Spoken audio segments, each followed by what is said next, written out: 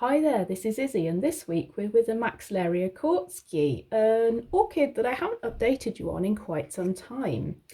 It's been doing really well. So I think the last time we spoke about this orchid, it was having issues. It was finding it hard to know how and where to grow, and a couple of growths had died back. Since then, it's grown again from one of the very oldest back bulbs back here, and its new growths are absolutely enormous. I mean, take a look at that. Now that growth is quite a fat one. Beautiful. And this one's also a new growth.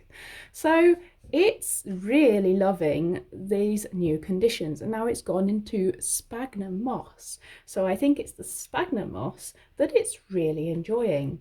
It's putting out new growth as well here, ooh, under my finger actually, down there, and that is probably a new growth there as well. So you can see they sort of spike out from the base of the older pseudo bulbs in a lovely pink colour, and the roots also have this delightful pink colour when they come out.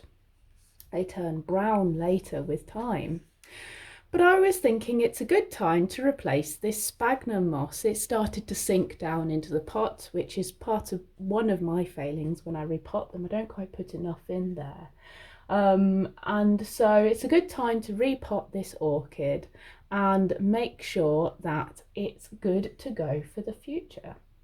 I'm going to repot it again into sphagnum moss since that was so successful, and I'm going to give it a slightly larger pot. And the reason for that is purely that I have lots more of the larger pots and fewer of this size of pot, so I quite want this size of pot back. It means I can't keep it in this lovely little china pot, which is one I made. I quite enjoyed making that. Anyway, it means I can't keep it in that anymore. However, another one of my plants is going to get a pot upgrade then, so it's fine. Okay, so let the repotting commence.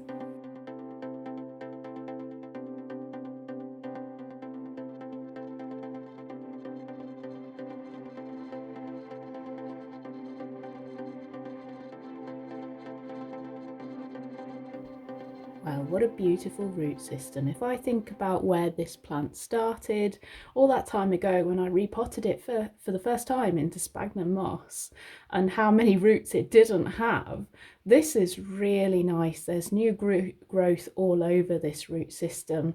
It's very, very healthy looking. Now, the fact that the roots are brown isn't an issue. That's quite a Maxillaria thing for older roots. But another thing I was seeing as I was tidying up this plant is there are basically two new pseudo bulbs coming for each of these two new, oh, where is it in there? Each of these two newer pseudo bulbs, and they're all looking very healthy indeed. So I think this plant is really taking to sphagnum moss, and it's really, really wonderful to see. I could split it across here, maybe the old and the new plant. I could split it into two, but I'm quite tempted to leave it as one still, because it's only just produced two great new growths, and it's still, I'd say it's still recovering and turning into a specimen plant. So I want to leave it as it is for a while longer. Now, the only other thing about this plant is I haven't figured out how to make it flower.